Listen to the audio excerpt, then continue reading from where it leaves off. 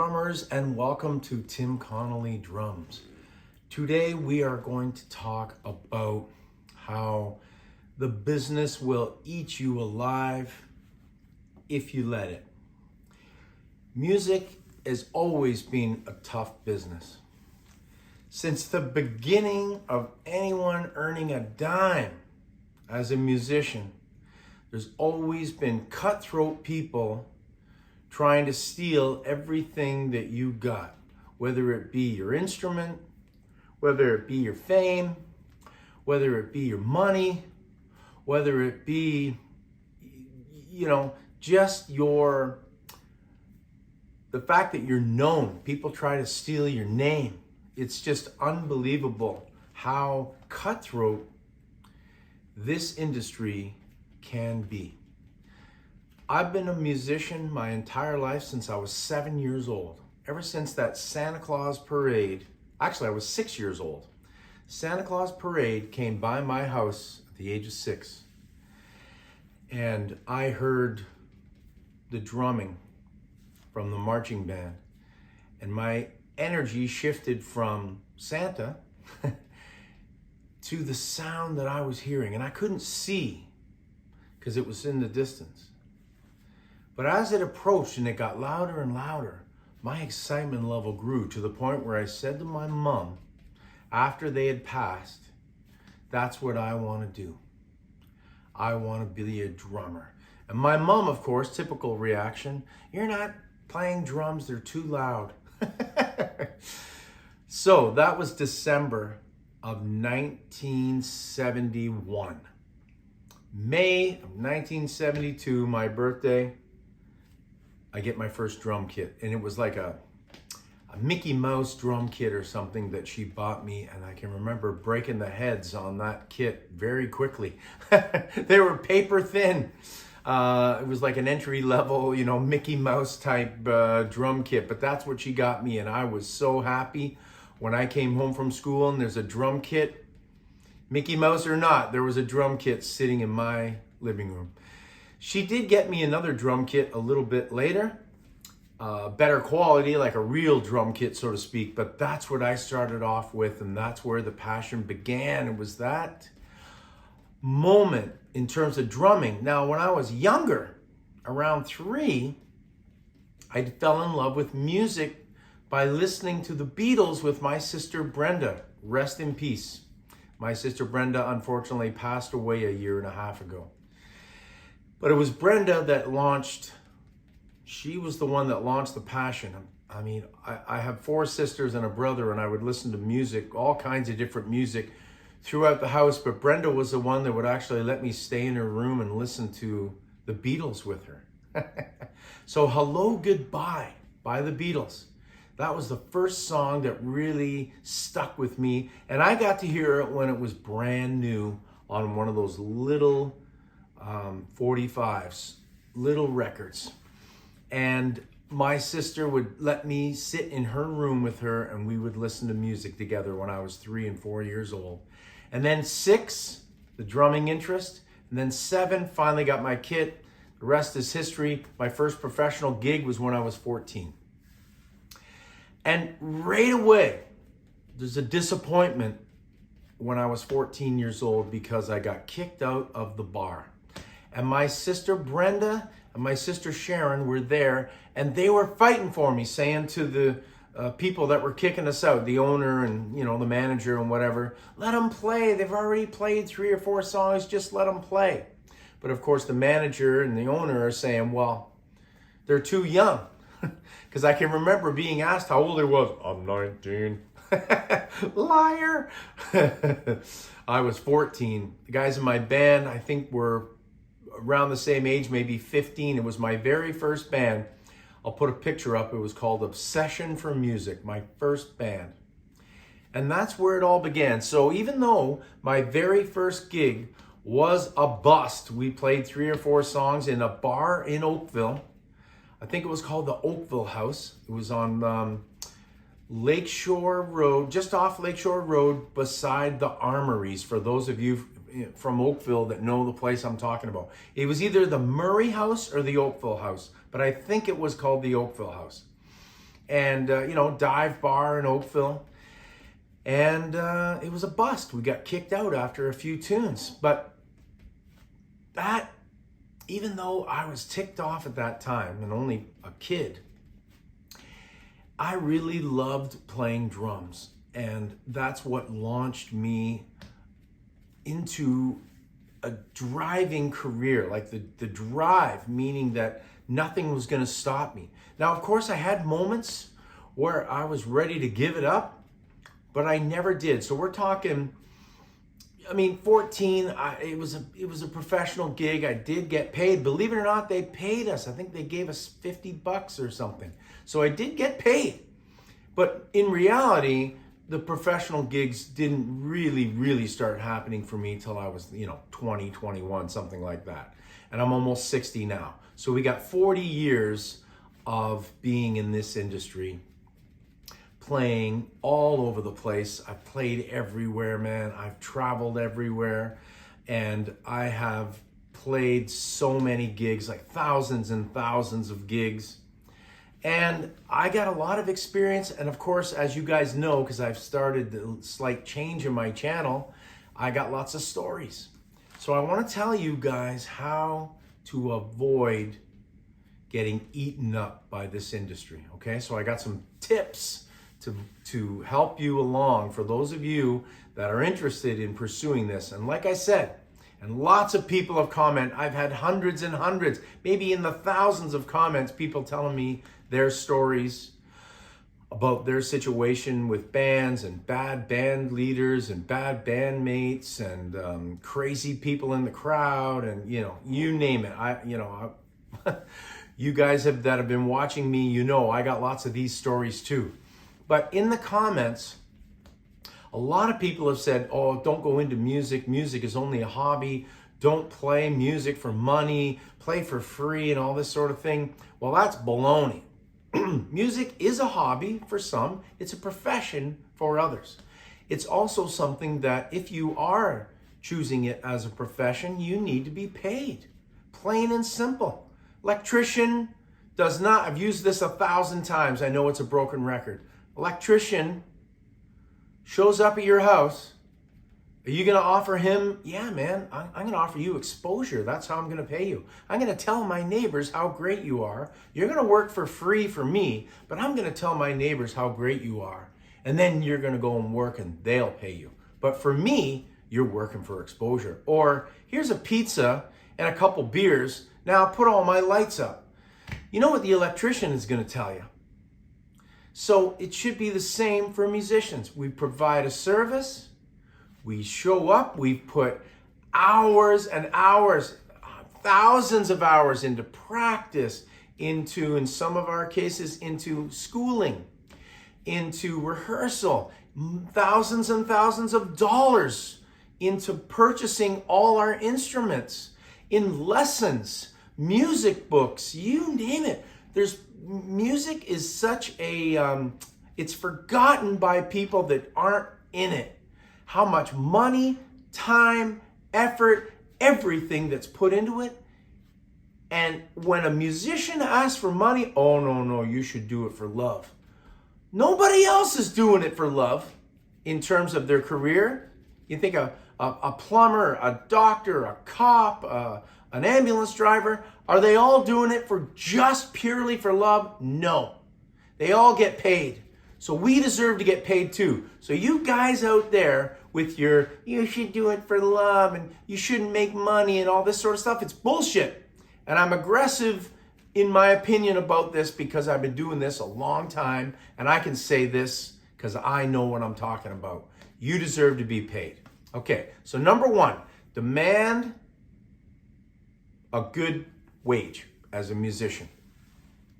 Electricians are charging $75 an hour.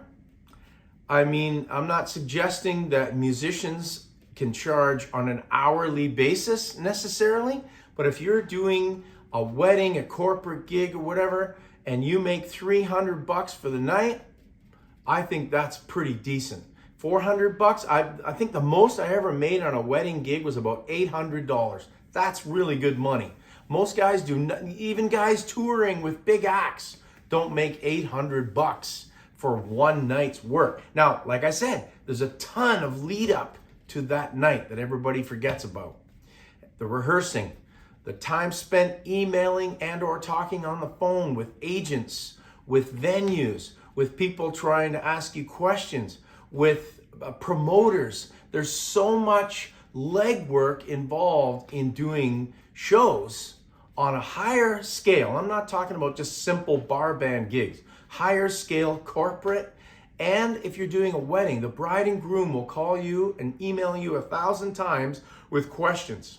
Plus, if you're doing wedding gigs, which I've done hundreds, you often have to learn specific tunes for them. They'll say, our favorite song is Hotel California. So you got to learn it. You got to have the ability to be flexible, because what if, you, for example, I Will Always Love You, Whitney Houston. That was a very popular one a few years ago for people to hear at their wedding. And you got to have a girl singer that can do it. Now, we were, one of the bands I played in, Clean Slate, we were very fortunate Amanda could sing that tune. And she could also sing a bunch of other power ballads, you know, that were wedding oriented. Now, it wasn't a wedding band per se, but we did do wedding gigs. We did it all. Bar gigs, corporate, wedding, executive, you name it, casinos, we did it all.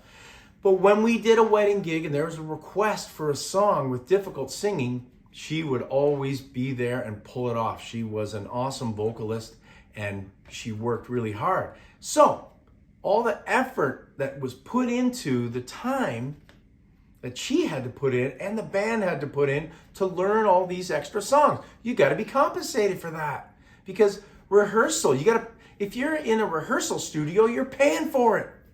And rehearsal studios aren't cheap. That's another thing people that aren't in bands don't know. You're paying to rehearse unless you're in somebody's house or in somebody's garage or whatever.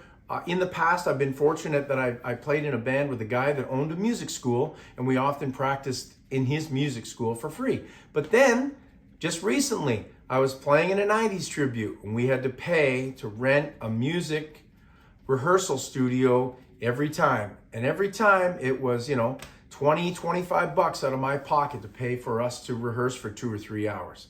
And it was a nice rehearsal place. You can find some really low-end ones and not pay as much, but that's neither here nor there. The bottom line is it's money out of your pocket. It's always money out of your pocket. So getting paid for what you do is really important. The other thing is, you want to survive as a musician, you got to have a good attitude. You've got to have a positive attitude that people want to work with you. You've got to be fun. You've got to be open. You've got to be talented, obviously. You've got to have some skill. But I've been told so many times, I would rather work with a guy who's easy to get along with and has got a fun, positive attitude than a guy that's freaking Neil Peart's talent level, but he's difficult. And I'll tell you right now, I know I'm not going to name these guys, but I know some really, really high level Toronto drummers that are at the height of their game. They're great, great players, but nobody wants to work with them because they're difficult. So one of the things that I prided myself on in my career is, and one of the reasons why I played so many gigs and I played in so many bands, hundreds of bands, is because I've always made myself enjoyable to be around. Because, I love being on stage. I love playing music, even when it's the dreaded Mustang Sally and Brown Eyed Girl. Now, I'm going to do another video, actually, about all the songs that I absolutely refuse to play now. But man, I played Mustang Sally, and I played Brown Eyed Girl, and I played Sweet Home Alabama so many times. Sweet Caroline, I played it so many times. I couldn't even tell you how many times I played those songs.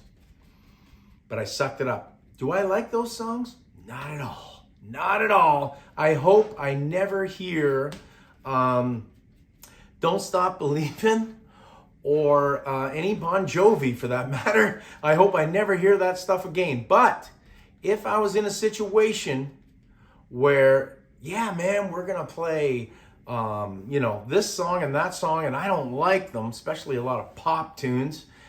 If I don't like them, I just suck it up and I play. Why? Because I'm trying to be a cooperative bandmate. Like I said, I am going to do my video of my songs that I absolutely refuse to play. I just gave you a little sample of a few of them, but I'll do a separate video for that. But for the purposes of getting along in a band, I always try to be cooperative. Now, as a band leader, I was not an asshole band leader. As far as I know, I had to fire a few guys. I did fire a few guys. I got some stories about that in a different video about firing guys and hiring people. But for the most part, I tried to make everything pleasant as possible for the people that played in the band when I was the boss.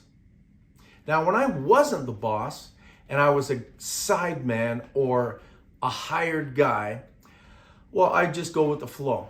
And most people enjoyed working with me for that purpose, that I would try and go with the flow. And whatever songs were on the list, I would just learn them. I always showed up prepared. So number 3, always show up to rehearsal prepared. Always be ready to play the songs that you're supposed to play. So many bands tell me, and I've experienced this as a coach, because one of the things that I do, again, separate video, I do band coaching. So I get hired by a band and I come in and I coach them. Okay, this is what you guys need to dress like. This is what you need to look like. And I mean, it's within reason. I'm not dressing them up like the Backstreet Boys or nothing like that. But I'm just giving them hints and tips. If they don't want to follow my advice after 40 years of doing this, that's fine. I'm still getting paid. But if you're going to pay me for my advice, you might want to take it. Just saying. So I get paid to go in and help bands. Now, so let's say we're doing any tune. It doesn't matter what the tune is. And the drummer, it's usually the drummer. Sometimes it's the guitar player, but not often. Or it could be any member of the band, but usually it's the drummer that's the least prepared. There's no excuse for that, people. You need to prepare. You need to learn the songs, and you need to learn how to chart. That's one thing that was amazing about music school was I learned how to listen, hear the music, and being able to lift it. Lifting is the music school term for being able to hear music and write it out. So I can hear virtually any tune and I can lift it and I can write it. I can read and write music at a very, very high level. And I encourage all of you drummers in particular, but if there's guitar players and bass players, anyone out there that's a musician, learn how to read music because it's made my life so much easier. It's impossible to memorize when you're first learning 40 songs. You get hired, like sometimes I get hired to sub in for bands and I haven't played with them for a long time, or it's my first time subbing. The fact that I can listen to the music, they send me the set list, I listen to the music, I write up a quick chart. I don't use the Nashville number system, but I use my own little system. It's not quite the Nashville number system, it's my own system, but I can write up charts very quickly. I roughly spend maybe 10 minutes per song, unless the song is really, really long or it's really, really complicated. For the most part, on the average, 10 minutes per song to lift. Then I show up at the rehearsal and I've practiced the songs, if I had time, hopefully, and I read them. So there's no excuse for drummers to not educate themselves and then show up at rehearsal prepared. Show up prepared. Read the charts, play the tune, learn your endings. Oh, I'm not sure what to do in this part here. Learn about music, learn about phrasing. I don't count bars. At the end of a song when it's vamping and they're repeating the chorus, a section of the chorus maybe only a 4-bar vamp over and over and over and over. I don't count those 4 bars. I can feel the 4 bars, but I'm not counting them. What am I counting? I'm counting the phrasing. So if you take a look at a song like, very simple song like Back in Black, you've got that riff, right? So memorize that whole riff. It's a 4-bar phrase. So at the end of the tune, it could get condensed into a 2-bar phrase, let's say. How many times do I play that 2-bar phrase? Oh, I play it 6 times and then the song ends. Oh, okay. So I don't have to count out 6 bars. 1, 2, 3, 4. I don't count that out. I listen to the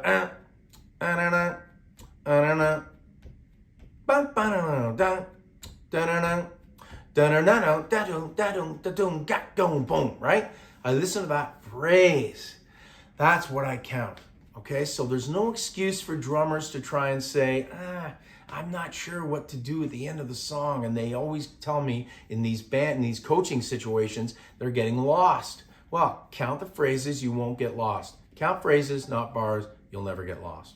Okay, number 4, don't get drunk, don't get high, or do any hard drugs on the gig. Oh my God. I got stories. As you know, you guys have heard a few of my stories about drugs and booze on the gig. Now I got tons more. I haven't even scratched the surface of alcohol and drug stories that I could tell you guys. I've only covered a couple of them so far. But I'm telling you right now, you're a professional, you don't show up drunk. First of all, if you're showing up drunk and you're driving, you're an idiot. You shouldn't be driving drunk. If you're on the gig, you show up sober, but by the end of the gig, you're drunk and you load all your gear in, you drive home drunk, you're an idiot. You shouldn't be driving drunk. You shouldn't be smoking up and driving, and especially not hitting it hard with heroin or some of that nose candy. You don't want to be doing any of that. Stay away from that, kids. Drugs are bad. So it's really bad when you're on the gig and you're unreliable. Because drugs and alcohol create unreliability in people as a whole.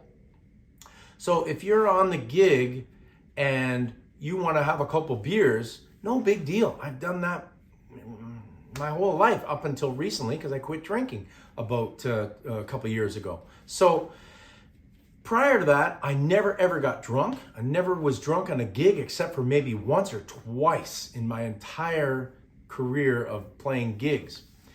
So you want your band is going to know that you're going to show up and you're going to do a good job because you're reliable, you're not going to be drunk and high, and they know that you learned the songs. Okay? So we got 4 things. Number 5, these aren't in any particular order, by the way. I've numbered them, but they're not in any particular order. But number 5 is always be reliable. If you say you're going to be somewhere, be there. If you say you're going to be at rehearsal, unless you're deathly ill, show up. Don't screw your bandmates because your girlfriend's angry at you, or your wife and you're in a fight with your wife, or something's going on, you want to watch the hockey game or whatever. You got a rehearsal Thursday night at 7, be there. You got a gig Friday night at 9 o'clock, be there. Don't be the guy that cancels on his bandmates because you're going to get fired as fast as lightning in that situation. Show up. Be reliable. Show up. Be ready to play. Sober. Good gear. Keep your gear in good condition so that when you show up, your snare drum head doesn't bust on the first hit because, oh, geez, maybe I should have replaced that snare head. It's been on there for 10 years.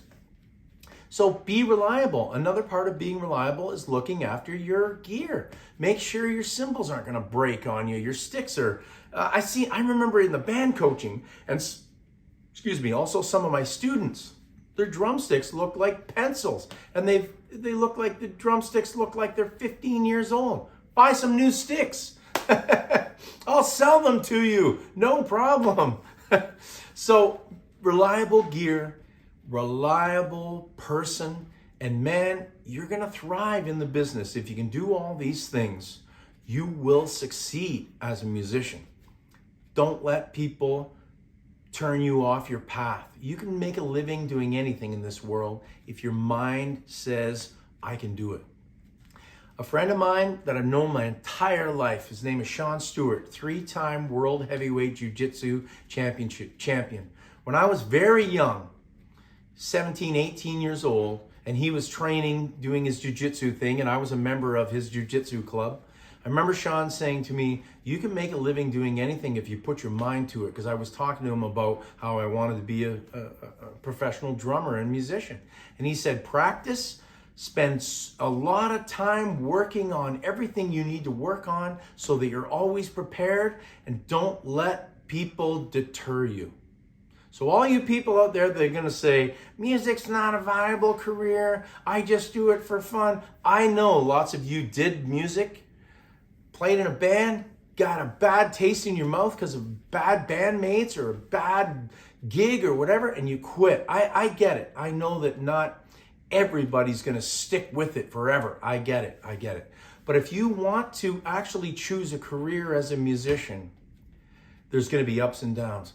I can remember times coming home from tours with loads of cash in my bank account. And then other times where I was in the negatives in my bank account. Now it's balanced out over the years.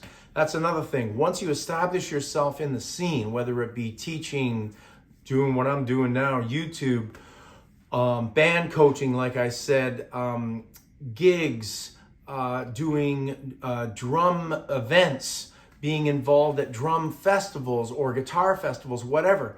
There's many assets. Selling merchandise, selling merchandise, selling yourself. There's many elements to making a living as a musician. So if you are really serious about it, go for it. Take my friend Sean's advice and don't give up. Thanks very much for watching. I hope I've inspired a few of you to keep reaching higher levels. And as Dom Famularo would say, onwards and upwards. Thanks for watching. And as always, keep drumming. See ya.